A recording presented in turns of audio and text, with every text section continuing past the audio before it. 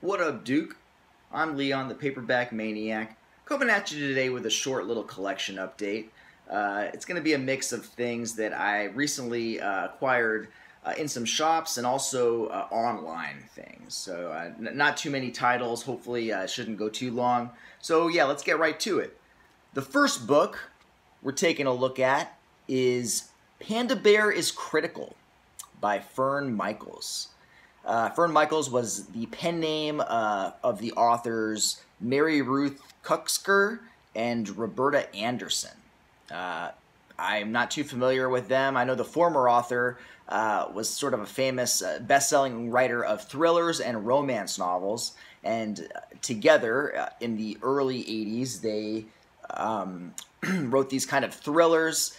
This was another one of those books that I recently posted on Twitter because that name, that title, Panda Bear is Critical, got to be one of the all-time great titles, right? I mean, that's up there with The Grapes of Wrath and To Kill a Mockingbird, as far as I'm concerned. Love that title. And then when I heard that and I saw this cover, I knew this had to be something in my library. So yes, very intrigued and excited to be reading that one. Okay, next we've got a book called Letters from the Dead by Campbell Black. I almost said Ramsey Campbell. Campbell Black, and this one was published by Pocket in 1986. It's got that classic sort of mid-80s Pocket artwork, which I'm a huge fan of. All right, next up, we've got a book called Stone Dead by Ellen Jameson. And this book was published by Zebra in 1993. And here we've got some good old killer doll horror, a subgenre that has sadly come and gone, but in the 80s and up to like the mid-90s, definitely we had our fair share of killer doll books, movies, and yeah, it's a subgenre that I find quite charming. So, all right, I'm really excited about this next pickup. Here we have Off Season by Jack Ketchum, who of course was the pen name of Dallas Meyer. I don't know, I forget now, but yeah, this is a book that I have been meaning to read for years now, and what I'm holding is the first edition from Ballantine, published in 1981. I am aware that this book, I think this edition was severely edited, so it might be better. I know that there is like the unexpurgated version out there. Perhaps that's the one to read, but definitely cool to have the first edition paperback in quite good condition as well. All right, next up, we've got a book called Secret Friend by Sharon Porath, and this book was published by Zebra in 1992, and it's another one of those sort of like stalker books, it sounds like, with a creepy, malign dude who's probably up to no good. And yeah, it sounds intriguing. All right, next we've got a book called Beast Rising by Greg Almquist. And this is another Pocket book, and this one came out in 1987. And very cool cover image there. Love the lettering of the title. Just yeah, very, very, very neat. All right, next up, we've got a book called Haunted by Tamara Thorne. And Tamara Thorne also wrote horror under the pen name Chris Curry, of whose books I own, and I've shown a couple of those on this channel before. Been meaning to read Tamara Thorne, especially like the work under her own name. This edition, which I found in a bookshop, was put out by Pinnacle. It's a reprint that came out in 2000. Looks like it was originally published by Zebra in 1995, but I'm not sure what the what the zebra one looks like. This one definitely kind of has that, you know, late 90s, early 2000 look. But yeah, curious to check it out. All right, next up, we've got a book called Bring Me Children. And this was written by David Martin, and it was published by Pocket, again, in 1992.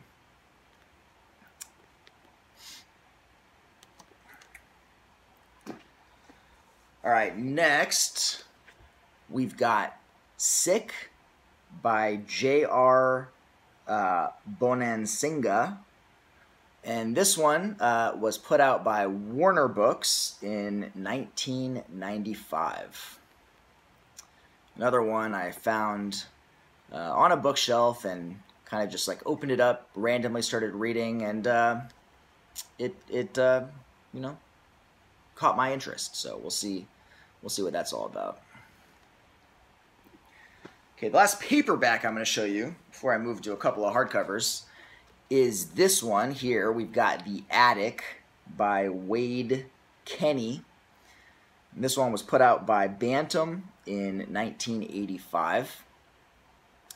So yeah, pretty, you know, basic cover, very generic title, of course, but yeah, you know, we'll see what that's all about. It could be cool. And then finally got a couple of hardcovers here. I found a couple of books by Peter James, who is a British author I've been interested in. The first one is Twilight, and this was put out by Gollancz, which is a UK publisher, and it came out in 1991, this one. Let me get a picture of Mr. James right there. Looks like an attorney or something.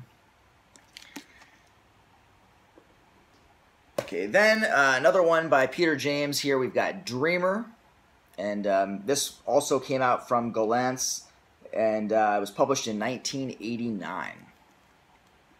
And this one sounds pretty cool, and love that sort of late 80s coloring they got there. Very comforting.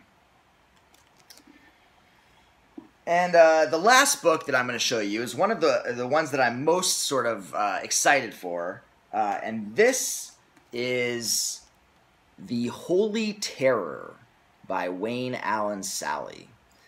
This edition, this is a first edition, signed, I believe, and pretty rare, I believe. This came out in 1992. And it was put out by the independent publisher Mark V. Zeising. And, you know, Wayne Allen Sally was, you know, he was originally a short fiction writer. I had read some of his short stories in various anthologies. Here is his debut novel, and I think it sounds really interesting. It's kind of like a horror meets police procedural. It takes place in Chicago, the Windy City, and I'm from Illinois. And it is sort of like dealing with someone murdering the old and not homeless, like handicapped people. And it sounds really interesting. I feel like this could have the potential of being sort of a hidden gem from this era. So definitely looking forward to checking it out. So yes, guys, that's it. As I said, brief little update. I know there was a little bit of you know, a pause, and that's, you know, I apologize for that. Work recently started up and got a little cray, a little busy, but I'd like to try to get back on a semi, you know, in a consistent schedule. So thanks for watching, as always. Don't forget to, you know, like, comment, and subscribe. It's what every YouTuber wants, right? And yeah, I'll see you next time. Peace out.